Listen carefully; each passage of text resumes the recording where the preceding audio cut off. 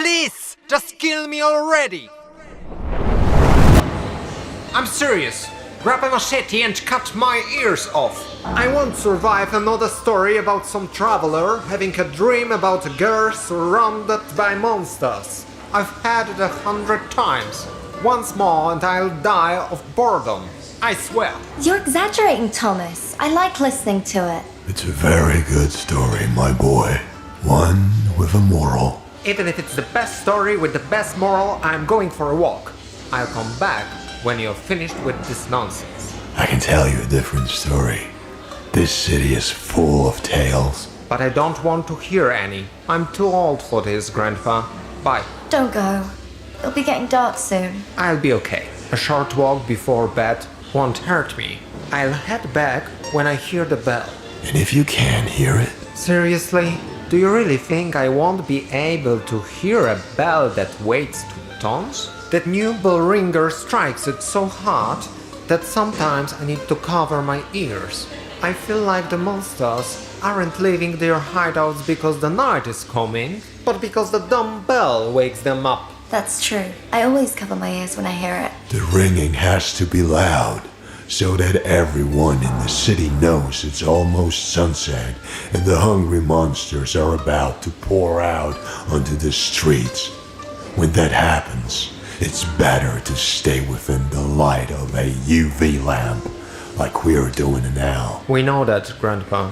Anyway, leave me some of that magical soup. I'll be hungry when I'm back. Grandpa, why did you say that Thomas might not hear the bell? Because the bell may not ring. Ah, come on, Grandpa. There was never ever a time when the bell wouldn't ring. It always rings. It always rings. But one time, it was late. No. One time, the bell ringer was 7 minutes late. Several families were still in the fields. They didn't make it back home before the monsters came. That one slip-up cost us 16 lives. I've never heard that tale. Because it's not a tale. It happened. When? You were maybe 2 years old, and Greta hadn't been born yet. We had this old bell ringer named Dedrick. He never told us his surname, so we just put Dedrick the bell ringer on his gravestone. He was old but tough.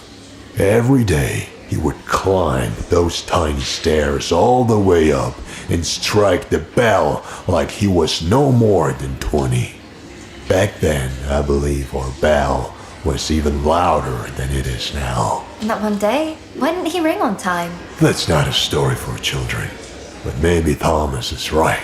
Maybe kids have to grow up faster these days.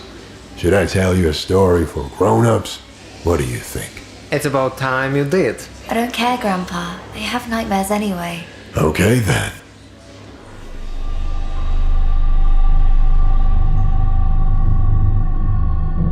Dedrick was a very diligent bell ringer. He would leave for work long before sunset, and he'd always ring the bell on time.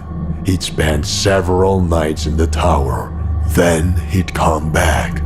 We didn't know much about him. As you can tell, people here are rather reluctant to share their stories. No one wants to revisit the days before the apocalypse.